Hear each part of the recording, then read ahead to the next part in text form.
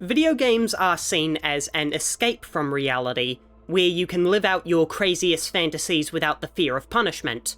Metal Gear Solid 3 was one of the first games to punish you for that mindset, how even if the worlds we love are fictional, that doesn't excuse you from being a monster. It's a sobering wake-up call that throws the consequences of your actions back in your face, going so far as to have the corpses replicate the method by which you snuffed out their lives. This moment occurs when Snake is at his lowest point in the story, where everything seems to have gone completely wrong, how he failed the boss, Eva, and the world. Kojima took that moment and decided to reflect the sorrow that Snake was feeling onto the player. He's telling us that all those people we murdered, those same people that didn't have to die if we had just been more patient, reloaded a few saves and were more careful with our stealth, was for nothing, because our carnage didn't win us the day. You may not consider this moment scary, but to me, this is one of the most incredible uses of psychological horror ever put to screen. Instead of torturing the character we control as Alan Wake would, Kojima torments the player themselves. Scarecrow from Arkham Asylum has been talked about enough. Instead, I'd like to focus on a more underrated example from the Arkham trilogy.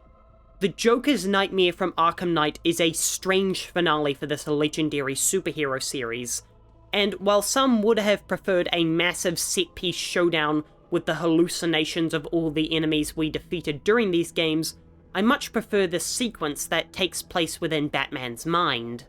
Because if the final fight were against Scarecrow, it would feel like he was Batman's ultimate enemy, when that's simply not true. The Joker is his greatest foe, and the final battle should always be with him. The ending of Arkham Knight is meant to be an inversion of Arkham Asylum, with Batman going to defeat the supervillain instead of sending a captured one there. This is also reflected in the final battle. The original Asylum was covered in Joker's paraphernalia, it was his kingdom of comedy, and you were the plaything. In Knight, you're the Joker trapped in Batman's world, delving directly into his psyche and how he wants criminals to perceive him. We've seen Batman from the criminal's perspective before, but we've never seen him as he genuinely wants to be seen, how he wants his legend to affect the minds of Gotham's underbelly. This is the Batman in his ultimate form, terror incarnate, always in the shadows, always watching, always terrifying, a silent guardian, a watchful protector, a dark knight. Maybe this is what the ending of Arkham Knight truly means, that the Batman we see in the ending is Bruce's dream fully realized, what he always wanted to be.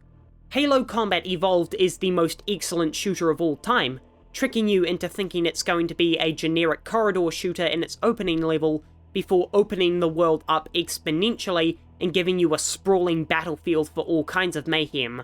The game then goes from one masterpiece level to another, fitting into the role of a space commando fighting aliens, literally storming the beaches in a Normandy allegory, just to then rip that cognition out from under you and become a zombie shooter, and the way it builds up that anticipation is worthy of a Hitchcock film.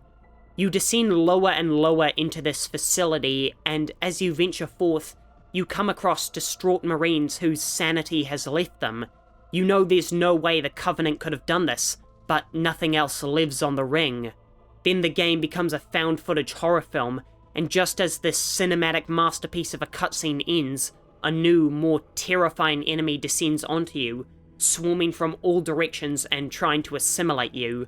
It doesn't hate you as the Covenant does, it simply wants to feed, and all that you've done so far amounts to nothing in the face of cosmic horror. There is nothing more terrifying in a shooter where every enemy is far away from you to introduce new enemies that run straight at you. It messes with your perception of the game and creates an immediate threat in your mind. Sadly, the Flood are pretty soft, so they're not too difficult to take out with a quick assault rifle spray. But what if a shooter introduced a horror melee enemy that was far bulkier than the Flood?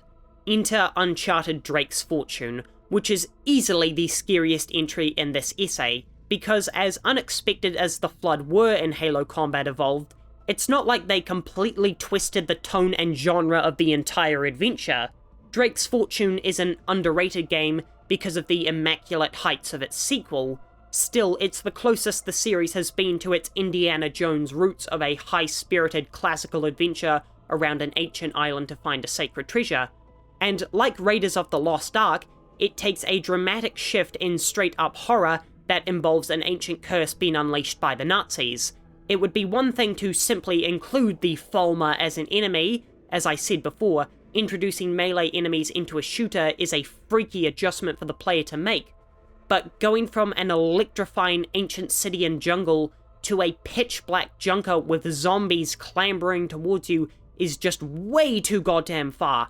There's a tone shift, and then there's tone dimensional travel. I'm honestly shocked that Nathan is able to maintain his cheerful facade when, for the first time in his life, he's witnessing the supernatural trying to rip his head off. It's an absolutely insane decision that I love because it gives Uncharted 1 something to make it stand apart from its sequels.